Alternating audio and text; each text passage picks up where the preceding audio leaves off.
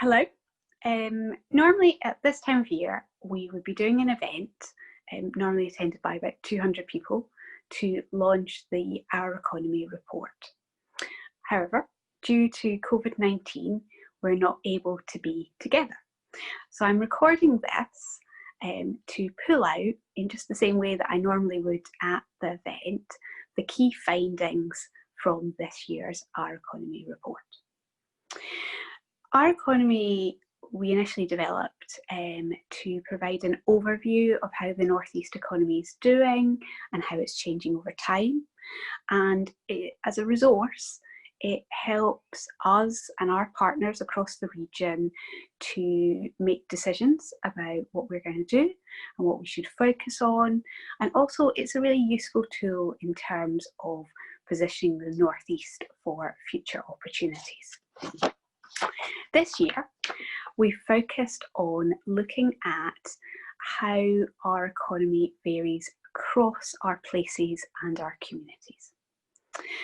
Before I start, I'd like to highlight an important point about the timing and the coverage of this year's Our Economy report. So for each indicator in our economy, we draw on the most recent data.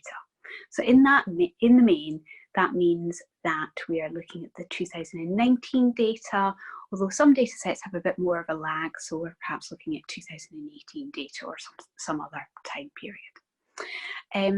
As such, it doesn't give us any insights into how COVID-19 is impacting on the North East economy. There are lots of other activities that are ongoing to understand this, and these will continue over the weeks and months to come. So Our Economy 2020 instead will act as the baseline, showing how our economy was performing prior to COVID-19 and giving us a benchmark against which we're trying to get back to. And I know that the LEP and all of the other partners in the region are really committed to getting us back to that place as quickly as possible, and hopefully actually being able to improve on that. So moving at a faster trajectory of growth and development. Okay, so let's start looking at the findings. Our economy gives us an overview of our performance as an economy. So an important place to start is, what would good performance look like? Because that gives us something to measure ourselves against. The two main markers of a well-performing economy are that a high proportion of our residents are in employment, and that of course includes those who are self-employed and work for themselves, and that we have high productivity. Combined, these result in there being high standards of living for our residents and for us being a competitive economy on a global market. A whole range of factors determine these. So for example, you can't have a high employment rate unless there are a whole range of jobs available for residents to take up. But also, residents need to be able to work. So for example, poor health would inhibit you from working, as would a lack of affordable, good quality childcare, or there being poor transport systems in place to help you get to work. Other factors that are important here are things like, do we have the right skills? So do the skills that individuals have match those that employers are looking for? And finally, there's factors such as how attractive employment is compared to other options. So for example, compared to studying or to retiring early or to benefits. Another factor actually that's important here that I haven't put up in the slide is how well the labour market works. So for example, how good are we at matching those that are able to work and have the right skills to the jobs that are available? In some economies that works well, and in others less so. In terms of high productivity, there's a whole range of factors that impact on how productive an individual can be in their work. So one of the things that we know is really important is to have a really competitive kind of business base. So if you think about it, if if a business doesn't have an awful lot of competition, it can be, they've perhaps not got the incentive to improve the quality of their product or reduce the costs of their inputs for producing that product. So we know that productivity is improved by more enterprise and more competition. Another thing that's really critical is how skilled the workforce is. And I know I say this a lot, I've probably said it every Our Economy report launched so far, but this isn't just about having degrees or having professional qualifications. You know, actually being skilled means being able to do your job effectively, you know, so that might be about training on a piece of machinery or a piece of software. But if you're more skilled, if your skills better match the requirements of the job, you'll be able to do it more productively. Another key factor here is innovation.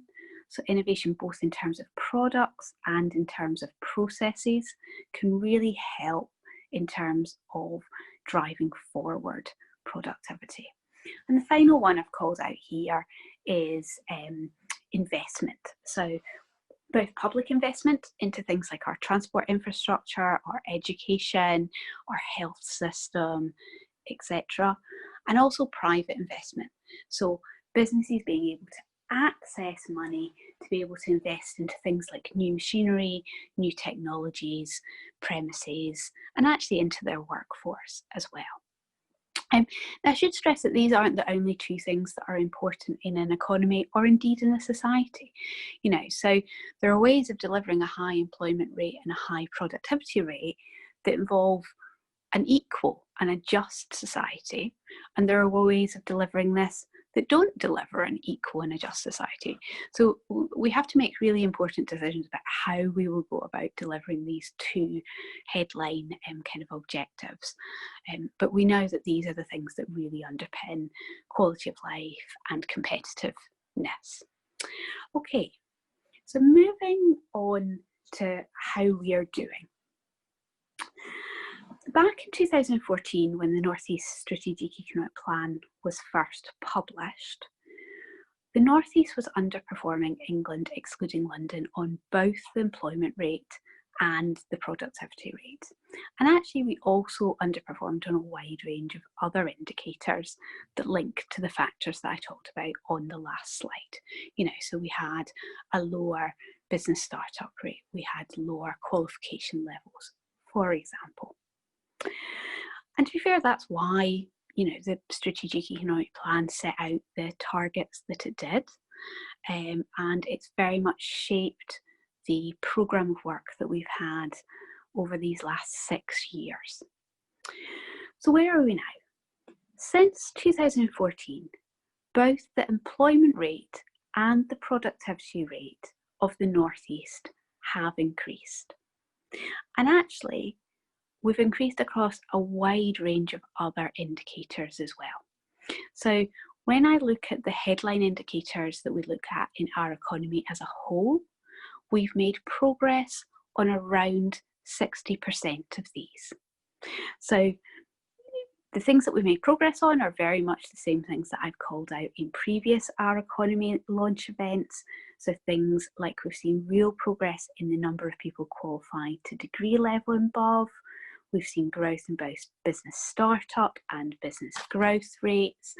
And more recently, we've seen increases in investment in R&D by businesses in the region, and real improvements in exports in terms of both goods and services. However, what we have seen is that compared to last year's Our Economy report, the North East has slipped back on a number of these measures, including the employment rate and the productivity rate. It's unclear what's underpinned this, but 2019 was a year of great uncertainty about how and when the UK would leave the EU, and this will have played a part. I want to stress that we continue to make good progress on many other indicators, and that where we have dropped back a bit, that our previous progress demonstrates that we can turn this around and continue with that trajectory of progress that we have had over the previous few years. So how does our economy's performance vary across its different geographies? In the Northeast, we have a population of about 2 million people, and we're a big geographic area. So within the LEP area, we have 2 combined authorities, 7 local authorities, 22 parliamentary constituencies, 156 of what we call built up areas. We have, so we're now getting into slightly more kind of statistical geographies rather than administrative ones, but we have 251 of what we call mid-level super output areas and 1,240 lower level super output areas. And what we've done in this year's report is we've looked at how our economy performs across these different geographic levels. And by doing that, we get a better understanding of the Northeast economy, a better, kind of more nuanced, more detailed understanding.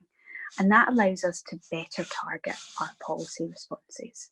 Now, not all data is available at all of those different levels that I talked about.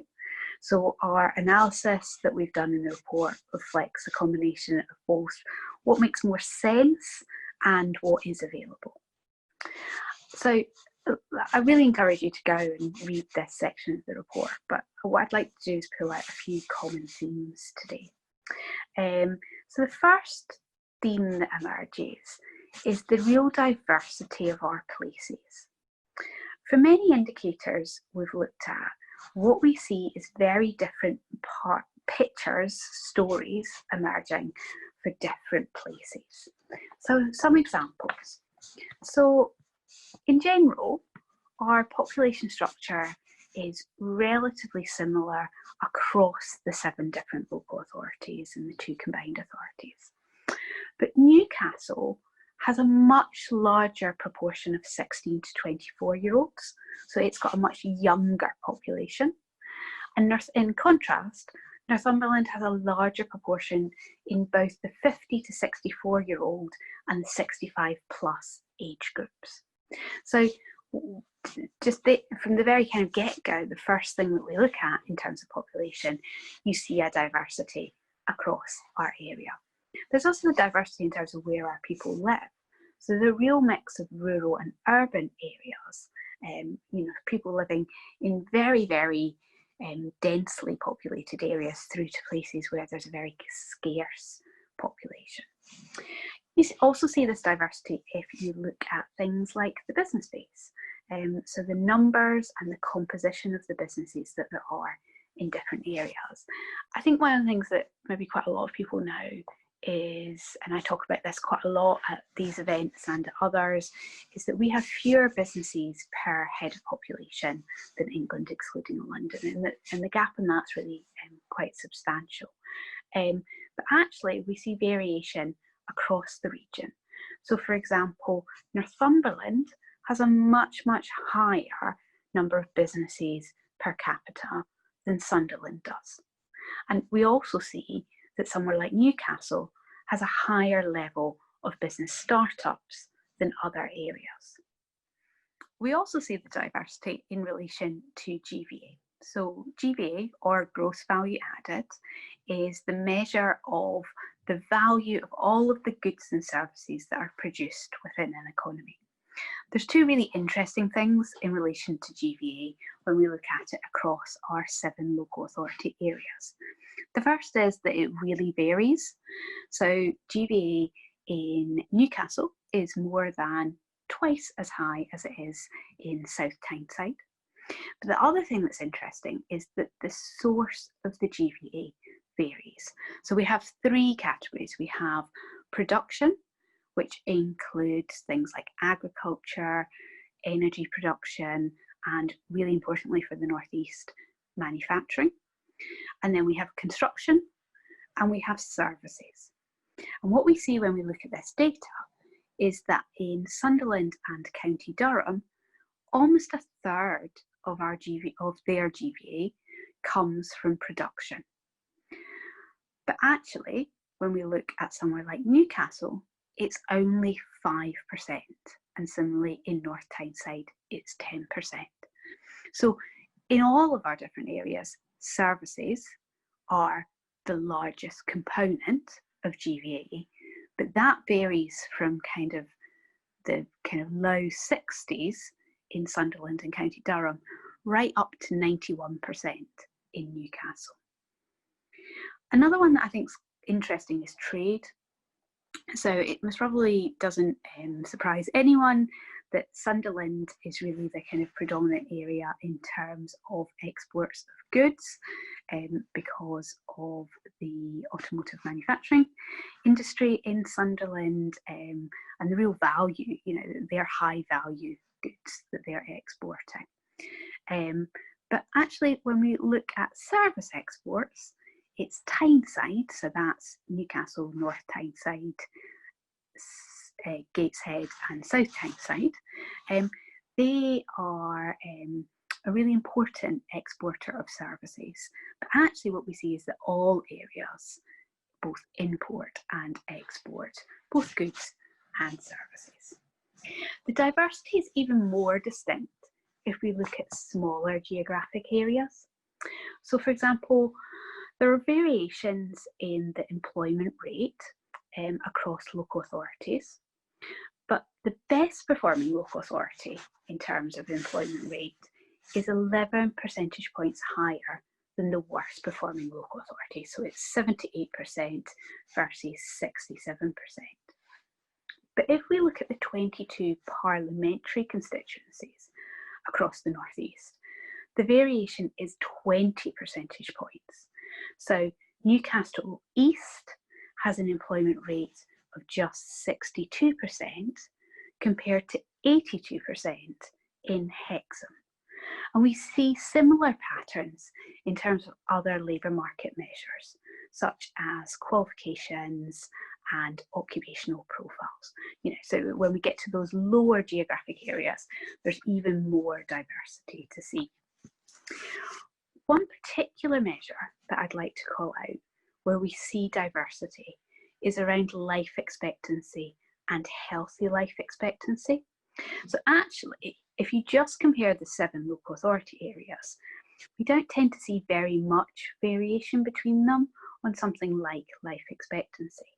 But if we look at the mid-level super output areas, so remember there are just over 250 of them across our region, we see a substantial variation.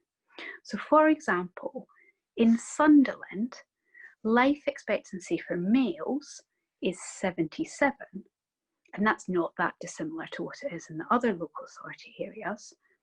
But actually, if you do it at the MSOA level within Sunderland, it varies from 68 in the worst performing MSOA to 82 in the best performing.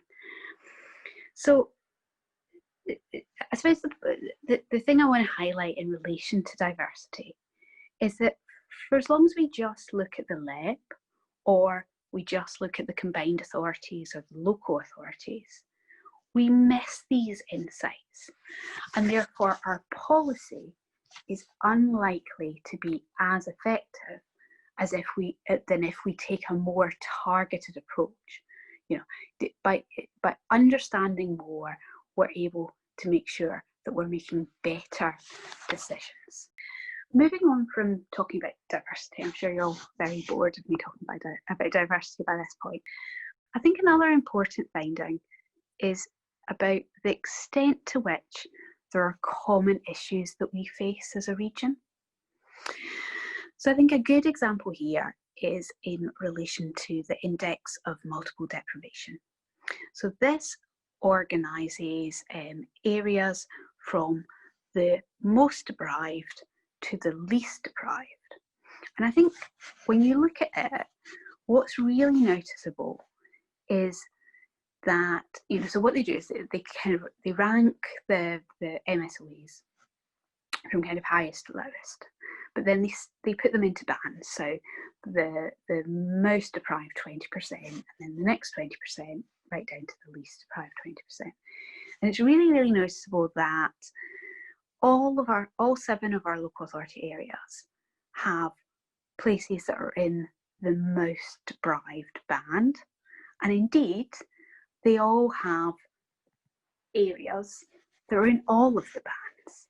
You know, so what we know is that both deprivation and inequality are common across all of our areas. And I think there's something really important about actually doing analysis that helps us understand those areas of commonality, because if we know that, we as a region are better able to share our expertise and knowledge and effectively tackle these issues. So this kind of leads me on to my final point, which is the real challenge of doing an exercise like this is that it can kind of end up focusing on pointing out the differences. But actually, one of the things that's really important is that having done this analysis, it really underlines the connectedness of our region. So one of the things that we've done in the report is we've done a whole kind of suite of maps where we plot where the employment is within a particular sector. And what you realise when you look at those maps is that, you know, sometimes we'll tend to think of a thing as being very geographically concentrated. You know, so perhaps you think, well, all of the manufacturing's in Sunderland and all of the professional and financial services are in Newcastle, and, you know, I don't know, all the energy stuff is in kind of Northumberland. But actually what you realise is that actually all of those sectors have businesses and employment in all of our different geographies. And there'll be really important supply chain links between those businesses, between the different parts of those sectors. And indeed, there'll be really important supply chain links between sectors and places. You know, so there will be professional services firms that are based in North Tyneside that are supporting, the education sector in Durham, or the tourism sector in Northumberland. You know, there's just going to be diverse and complex links across our business space. I think the other really noticeable one is travel to work patterns. So lots and lots of people across our region live in one area and work in another area.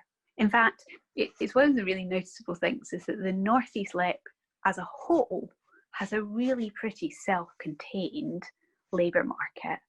But within that, you know, there are people travelling from Northumberland to Newcastle, and from Newcastle to Northumberland and to Gateshead, and people from Gateshead going to North Tyneside and to Sunderland. You know, we have people living all over and working all over. And the reality is that those connections are only going to get stronger over time. If you look at the housing investment that's happening, the employment sites that are being developed, and other infrastructure improvements, so things like the proposed Northumberland, North Tyneside and Newcastle train line, you know, these are just going to continue to strengthen the connections. Another really important one to call out is that our universities and our colleges support individuals from across our region to develop their skills, and our universities and the catapults, so the research organisations based in our region, support businesses from all over. So just because the offshore energy catapult is based in Northumberland, it's supporting businesses from all over, and indeed from all over the country. So going forward, it's going to be really important that we build on these connections. Now, that sounds like it might be easy, but to be honest, it's going to require both deliberate and considered action. And there probably needs a recognition that not every area needs to play every So, as I outlined earlier, the region is making real progress, but continues to face challenges. To my eyes, only by working together and speaking with one voice will we make a real and substantial impact on both the systemic, long-run issues that we face and responding to the new challenges and opportunities that both the UK leaving the EU and COVID-19 are creating for the region. By doing this, it will help ensure that every place in the North East is contributing to and benefiting from improvements in our economic performance. So I'd like to encourage everyone to go and read the report. We have both a full report that has all of the detailed data in it and an executive summary that's a bit more user-friendly and is full of infographics. If you want to talk about the report online, our Twitter handle is @NortheastLEP, and the hashtag for this year's report is really obvious. It's #OurEconomy2020. And I'd like to finish really by thanking the team that's worked on this year's report. In particular, I would like to thank Eddie Smith, who is our economic analyst, and also our comms team. The report is really a testament to their hard work and their insight and their commitment to the region. Okay, thank you.